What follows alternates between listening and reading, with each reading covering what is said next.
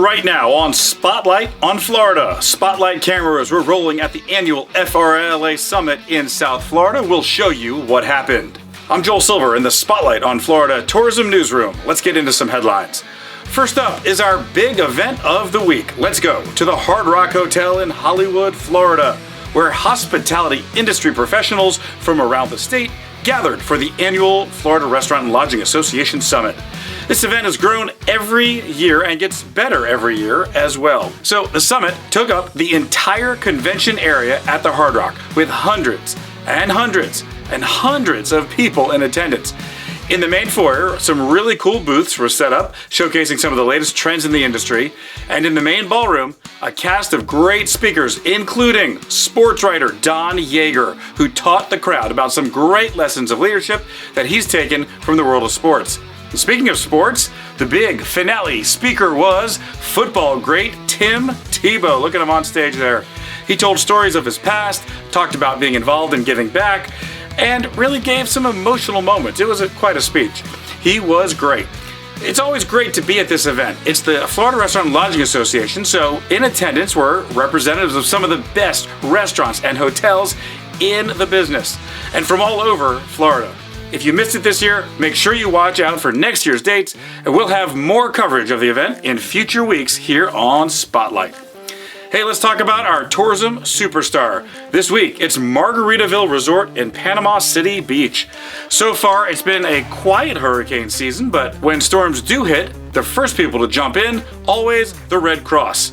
Well, Margaritaville plans to give back to them. From August 29th to the 31st, the resort is supporting United Way of Northwest Florida and their efforts to help families in need of disaster relief across our community. They plan to keep the party going with live music, island-inspired fun, and a chance to give back. It is Margaritaville, so check this out. The day starts with serving breakfast to 100 first responders, hosting CPR classes, and stuffing the Margaritaville Resort van with disaster relief supplies.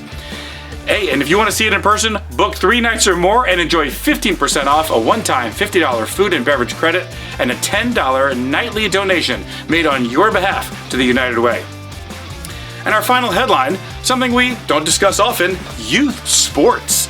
Let's talk some tourism numbers. Central Florida has become a major player in youth sports tourism. Check this out. It is transforming the tourism landscape of the region. This includes a multitude of events, as well as a great deal of construction, the latter being a direct response to the popularity of youth sports. It's quite a considerable impact in the region, benefiting restaurants, hotels, and other local businesses as well. The state of the region is also greatly boosted by the construction of modern athletic complexes and key athletic events. So these numbers, folks, they can be staggering. One notable event that exemplifies this growth. Check this out. This is the AAU Junior Volleyball Championships, which took place at the Orange County Convention Center in Orlando. This event brought together over 6,500 teams and 325,000 attendees, making it a major draw for both athletes and their families. The economic impact of this event alone has been estimated at a staggering $760 million, underscoring the importance of youth sports events in the region. The tourism economy, wow. According to the U.S. Travel Association, sports tourism contributes billions to the U.S. annually, and youth sports tourism is growing at an exponential rate. So with Central Florida's increasing numbers of sports events and the development of state-of-the-art facilities, the region is positioned to continue capitalizing on this trend, ensuring long-term economic prosperity. Even more for Central Florida. It's amazing. Time to talk upcoming events and who's ready for the biggest event of the tourism industry. We will be there, and we hope to see you at the Omni Champions Gate in Orlando. Visit Florida's annual Florida Governors Conference on Tourism is the premier educational conference for the tourism industry. The conference brings together close to 1,000 tourism industry professionals, advertising agencies, travel experts, and state leaders to network and to explore the latest trends and opportunities for the tourism industry. GC25 will be held August 27th to the 29th and will give attendees the opportunity to continue both professional and personal development by featuring dozens of specialized speakers, both on the main stage as well as in many breakout sessions. And they know the importance of networking, which is awesome about this event, with 9 hours of dedicated networking opportunities for attendees. GC is sure to provide some ample time for new connections and potential business opportunities, and we look forward to seeing you there. In today's Tourism Talk, we are looking at golf and its impact on tourism in Florida. We talked with Dave Reese from Florida's First Coast of Golf about the courses, the numbers, and yes, we even talked to him about the Governor's Conference on Tourism because he'll be there as well. Let's take a look. You are looking at video from Florida's First Coast. Nothing is more popular on the First Coast than golf, and it is something that draws tourists from all over the country. And now, nobody better talk to me about that. We're going to talk tourism today on Spotlight on Florida with Dave Reese, president of Florida's First Coast of Golf. Dave, welcome to Spotlight on Florida.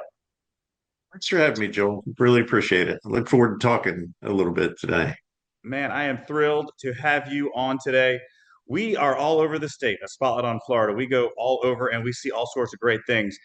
Now, in your region, on the First Coast, there's an effort with, tell me, it's several counties, and everybody knows the importance of golf there, and you're all pushing what is probably some of the best golf in the world, right? That's right, Joel. I mean, it's a 33-year-old company that just really was masterfully designed. Back, our tourism leaders looked at Myrtle Beach and said, "Look at the amount of room nights that the Myrtle Beach is driving using golf to do it." So, yeah, having the PGA Tour headquarters right in our backyard and the Players Championship, the fifth major, our five-county collaborative, regionally put dollars together, and we basically execute it in the golf vertical market. So it's been a huge success for many, many years, and really hoping others, throughout the state, whether it's golf or kayaking or outdoor adventures or, these multi-county efforts really, really do work and just allows you to, reach further and more frequent to, would-be tourists. Yeah, your region is kind of a big deal in the world of golf. I mean, we do have, like you said, one of the majors. So it's something that if you don't know about that area, then you're not a golf fan. So give me Joe, some numbers. Yeah, we've got 73 golf courses in our region and growing. So amazing. pre-COVID, really, golf was kind of suffering a little bit. We're coming up with kind of different gadgets, wider holes, kick golf, and all of that. But interesting fact: the state of Florida, if Florida were a country, we would rank seventh in the world, just behind Australia in number of golf courses. So Florida is the number one state in the union for number of golf courses. But globally, if our state were a country, we'd be seventh in the world. So That is unbelievable. Um, and in terms of tourists coming to Florida or the First Coast there for golf, what does that look like, and how do you make that happen?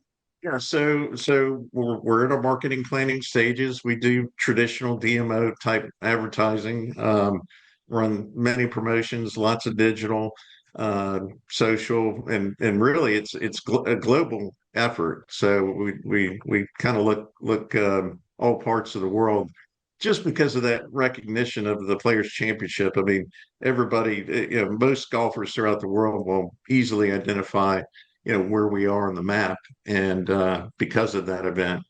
And just last year, we played just short of 500,000 tourist rounds in the region. And just put that in perspective, it's about one in five golfers, one in five rounds of golf played in Northeast Florida are tourist based. So that equates to about 125,000 room nights a year, just solely on golf tours. Yeah, and in terms of the Masters, which is in terms of the majors there over at Sawgrass, what are the numbers there? How many people do we get in for that? I believe the number is around 200,000 throughout the week, and the Players Championship just does such a great job. I mean, it just grows each and every year. I mean, I've seen it year after year, and noticeable changes. Best fan experience inside the ropes that's out there in golf. And my wife and I traveled to all the majors last year, and kind of a unique, I guess, the spectator Grand Slam. So I physically got to witness the other majors, and the players tops that, all of them, from the fan experience. So they also did a good job of, appreciating our military, both active and retired. They have a concert on the 17th green. So it really is a fan experience that happens to have a golf tournament going on. So pretty unique and special. I've played on the players course once, and it is Did quite you? an experience to see it and play it, and to see the similarity to watching it, which it looks way easier on TV. But Yeah. That is a very difficult golf course. Whenever we're entertaining, whether influencers, content creators, or what have you, everybody wants to play the back tees, and I'm like, you better play the white. You'll thank me later. So none of them listen to me. absolutely. Well, I like it. You're up there in the first coast today. I'm actually on the road. I'm down here in Hollywood, Florida, at the Hard Rock with the Florida Restaurant Lodging Association. But I know we're all going to converge soon in Orlando. We're going to meet in the middle at the Governor's Conference on Tourism, and you guys will be Yes. there as a part of the whole tourism mix, right? Right. And I expect to see you, Joel, at the Governor's Cup golf tournament the day, well, it's the morning of the Flagler Award ceremony. So um, We haven't get all talked much your about the golf FRLA friends portion. to come. What's We've that? been pumping up and we've been talking about the Governor's Conference for some time now here on Spotlight, but we haven't really talked about the golf portion of that. So, what Yeah. course are we playing? And We're, we're what are playing we doing? Champions Gate right out the back door, host hotels, Omni Champions Gate. So no excuses. Registration's still open. We need some more tourism industry friends to get out there and have some fun before the Flagler Awards. Well, we'll definitely push that out. But it really is. There's so many pieces and parts to tourism in Florida with everything, all the partners that visit Florida, museums, restaurants, hotels, attractions, everything. Yes. And but golf is a big draw, and there are people that will travel to play a certain course, right? Well, Joel, I mean, it's really interesting. COVID, this shocks most people. 2020, the amount of rounds played in Northeast Florida in 2020 versus 2019 was up 37%. Wow. And it's continued that trend, +8, +5, flat, +2, since 2020. And just the golf craze has gotten so big. So it's more general tourism that just the funnel just widened so greatly.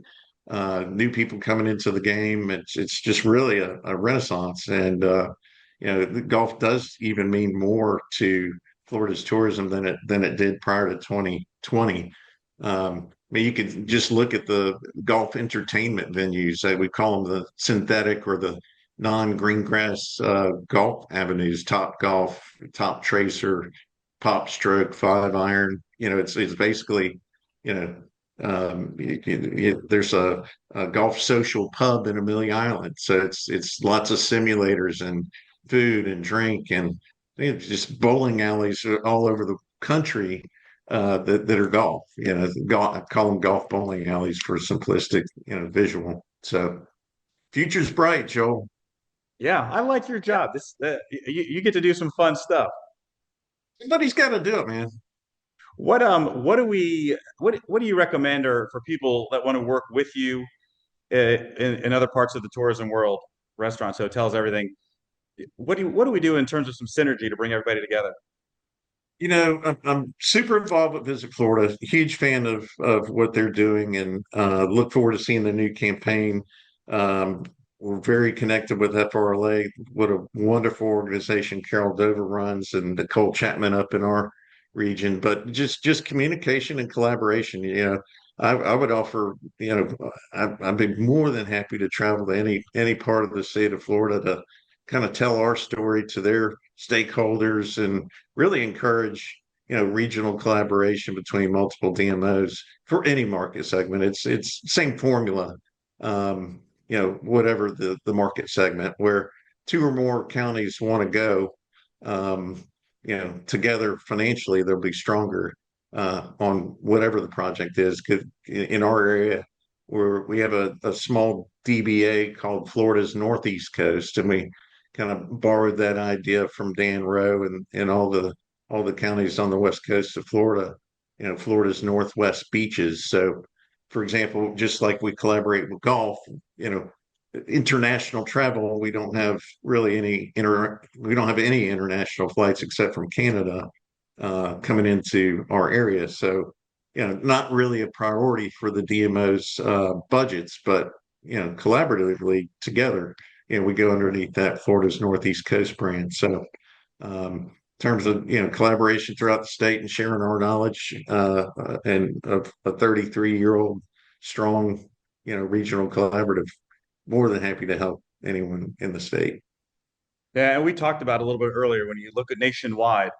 I mean, there's some other big groups, the Robert Trent Trail, and Yeah. like you said, South Carolina. I mean, but we're right there at the top with all those big guys. We are. We are. I mean, you got your West Coast that we won't really talk about, but the Palm Springs and Monterey and all that. But on the East Coast, even as Ocean City, Maryland's a competitor. Of course, Hilton Head in the Low Country, Robert Trent Jones, as you said, Biloxi, even Gulf Shores, Alabama's a pretty stout competitor. And I'm not even really talking about Myrtle Beach, but Pinehurst. Pinehurst is another strong contender. So super important that Visit Florida, continue to get the word out. And I've seen a lot of their creative. They started integrating golf quite a bit about 4 years ago. So that definitely goes hand in hand with our great beaches, and it's a strength that Florida's got. So Yeah, definitely another stop to make. So Dave, before we run out of time, give me the future. What's the future of golf over there on the First Coast? what I read through National Golf Foundation, I mean, it's solid for the next decade. I think we're approaching Tiger Woods era, popularity, if not already there.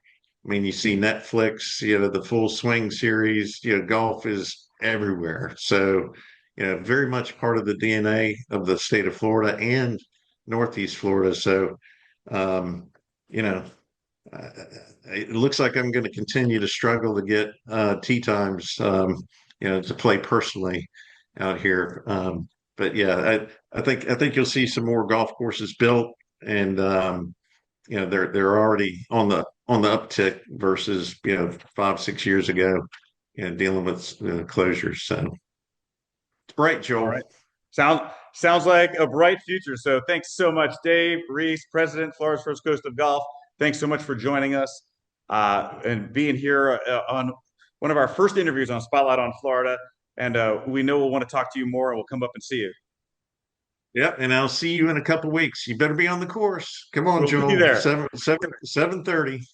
Governor's Conference on Tourism last week of August. We'll see you there. It's going to wrap it up for this interview on Spotlight on Florida. We'll see you next time.